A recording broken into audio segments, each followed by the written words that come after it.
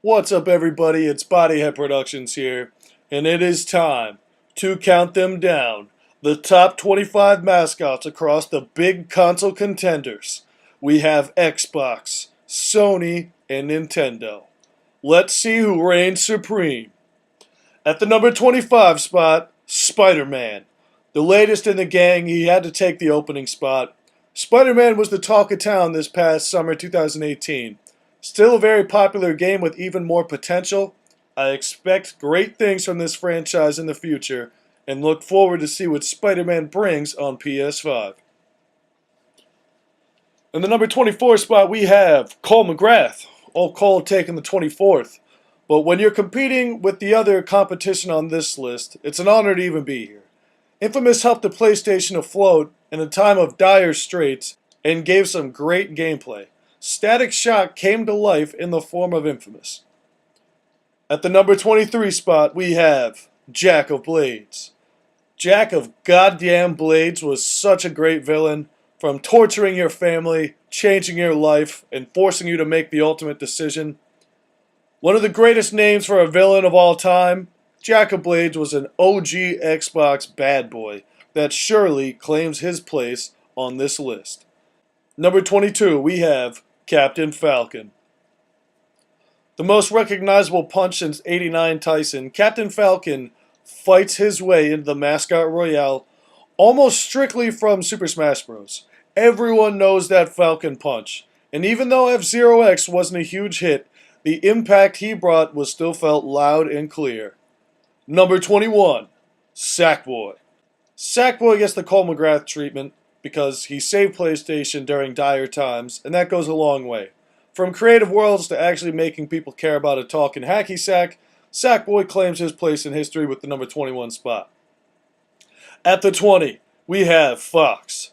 Do a goddamn barrel roll into the top 20 of the Mascot Royale. Fox McCloud takes the place with being a consistent Nintendo heavyweight. From the Nintendo 64 to the Wii U, Fox has had solid outings and is another Super Smash Bros. Favorite. Number 19, Ratchet and Clank. Technically this is two people, but we all know they're a package deal. Ratchet and Clank were the best of the animal prototype mascot that Sony mastered and used so often. Out of Jak and Daxter, Sly Cooper, and Ratchet and Clank won the game. They were the best out of those types of mascots, and the duo also has one of the best remastered series on PlayStation 4. Number 18, the Helghast. The Helghast, so goddamn cool looking. In my opinion, those red eyes were the PlayStation 3. Killzone 2 and 3 were premier titles and the main online shooter for PlayStation 3 for quite a long period of time. Now, I know I haven't heard of any new Killzone games in the works, but the Helghast will forever be synonymous with the PlayStation 3, and were just great games that kept the game afloat, gave an online shooter presence to the PlayStation 3, did a lot. Now, at the number 17 spot, we have Frank West. The reporter with a habit for death, Frank West is just trying to make a career out here. Take some photos, get a promotion, keep it moving. Nah, I'm just kidding. He stumbles upon the biggest story in history, a zombie outbreak, and ends up dead in the middle of it, saving people, taking pictures, all while being timed. Now, the timing part sucks, but Frank West's wacky adventures just embodied the Xbox 360 and the pure fun that this character was, and that he brought to the Xbox that made him a fan favorite, and a contender always in the Xbox mix. This guy will sell games just based on his face. Number 16, Spyro. The lovable purple dragon, Spyro was the OG PS1 fan favorite. Saving dragon eggs, freezing frozen dragons, and burning as many sheep alive as possible. Spyro was so much fun, and I think it was so much fun because it was an original open world game with dozens more open worlds that you could enter at any time. And then you would go into these worlds and you would essentially save the world from whatever was going on. Each game was great, with 3 impressive additions on the original PlayStation 1. Arguably the best trilogy of the PlayStation 1. Bring it to the comments section, let me know. Now, number 15, we have Yoshi. Yoshi is an example of mascot heavyweight manarchy. Some could easily make Yoshi into the top 10. And yes, that's true. The case is there. Yoshi is a powerhouse mascot because he's been featured in so many crossover games. In addition to his own series of adventures, Yoshi has his own following and is much more than a Mario tag-along. Number 14, we have Pikachu. Pokemon. Pokemon is fucking humongous. Pikachu is the face. It was very hard putting him at 14, but gaming-wise, I feel like he belongs here. Similar to Yoshi, Pikachu is in multiple crossover games, and is in just about every Pokemon game ever made. That alone is enough to take the 14 spot in the Mascot Royale. Now, number 13, we have Luigi. Luigi didn't make the top 5 in the Nintendo Mascot Royale, but here he is, the number 13 out of all the mascots across all the consoles. Luigi really is his own brand, and similar to that of the Yoshi argument, could be considered top 10 himself because of how powerful his following is.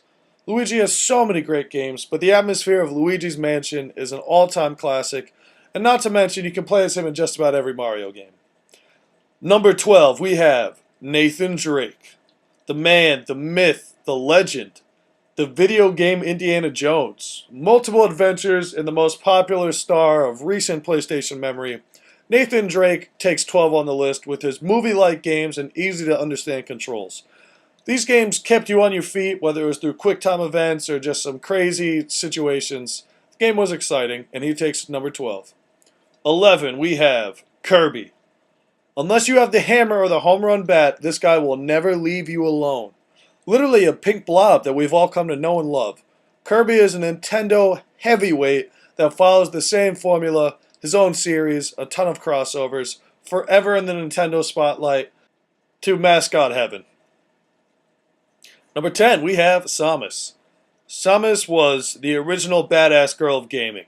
What a bomb that was when she was revealed to be a female. And how cool it is, really, too, because I can't think of anyone that did that before them. And it's even cooler because that caused a buzz and arguably increased the popularity of the game. Samus cracks the top 10 and takes the number 10 spot. Number 9, we have Commander Shepard. Arguably the best trilogy of games of all time. The Mass Effect show was run by none other than Commander Shepard. What a beast this man was. Try blowing him up, not gonna work. Attack him with a giant robotic creature that destroys entire planets? Please, hold my beer, bro. Shepard is a legit top 5 badass in all of gaming.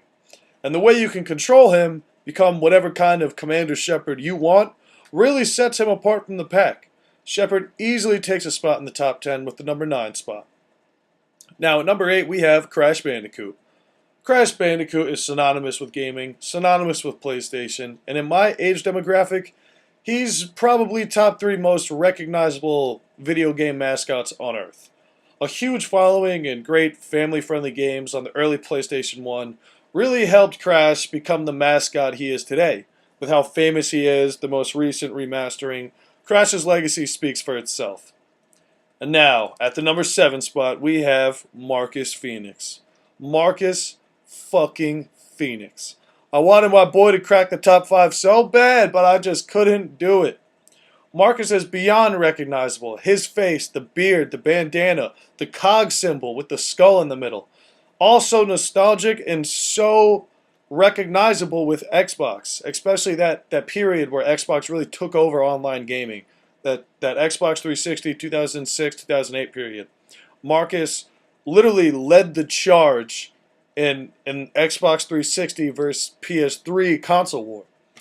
This game was so fucking big, man. Still my favorite game to this day. Hate putting him outside the top 5, but number 7 is where he belongs. Marcus Phoenix taking the spot. Number 6, we have Donkey Kong. Legendary character, pioneer, mascot monster, actual monster, ape with the most difficult games ever. Seriously, try and beat a DK game. They're insane. But DK ruled arcades, consoles, and handhelds. There's really not much more to say other than pure domination that will never go away. Donkey Kong's here to stay forever. Number 5, we have Kratos, the god of war. If this Mascot Royale was a pure deathmatch, Kratos is probably the favorite to slaughter every other mascot on the list. The pure violence and fun of these games were incredible.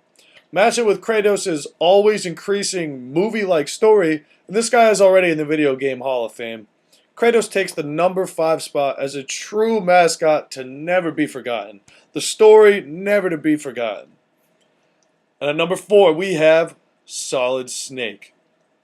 Snake, the face of PlayStation, the face of advanced gaming, stealth, suave, and a knack for saying the right thing at the right time. PlayStation wouldn't be PlayStation without Solid Snake. Metal Gear Solid games are so legendary, absolute classics. It's a shame this character doesn't have the clearest future right now, but that doesn't take away from his elite, unforgettable mascot past. At the number 3 spot, we have Master Chief. The legend that is Master Chief. Halo changed the view on console gaming for many people. No one even cared about Xbox. What the hell was that? When there was already Nintendo and Sony. And Halo really broke that ice. It did more than break it. It fucking smashed the ice to pieces. Halo is the most recognizable face in Xbox gaming, and for many people, myself included, Master Chief got them into the world of online gaming. And since then, I have never looked back. Halo paved the way for many online shooters and is still an elite franchise. Arguably, I'd say, out of everyone I know, this is the most recognizable face in gaming. Master Chief, the God. Now we have number 2, Link. Legends aren't made every day, and Link is a pure example of a one-in-a-millennium talent. Link is a true masterpiece. The different renditions, yet familiar world, and color design, color scheme, it makes Link the second best gaming mascot of all time. Link doesn't need online multiplayer, loot boxes, or loads of blood and gore to capture hearts. He simply does. The aura of Link is incomparable. The feeling you get when you enter Hyrule, just the world itself is so amazing. It's unlike any other gaming world I've ever played. Outside of Red Dead Redemption 2. But that's another story. Just about every time you hear a new Legend of Zelda game announced, you hear it's Game of the Year and that it's absolutely amazing.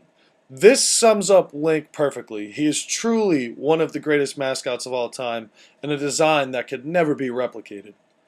And yes, the number 1 mascot of all time is Mario.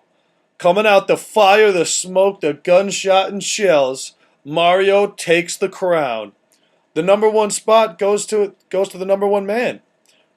Mario takes the Mascot Royale in a fierce battle of the console contenders. This plumber takes the cake with decades of classic games. No one has changed the game like Mario. True pioneer. This mascot surely reigns supreme over them all. Guys, thank you so much for sticking through this entire series. I appreciate it. There's 25 characters here. Feel free to rank them as you see fit in the comments. I'd love to comment on it. And, just being a part of this series means the world to me. I'm going to be releasing a new series soon. In the meantime, I have a couple random videos coming out. Check them out, guys. It's been Bodyhead Productions, and I'm out of here.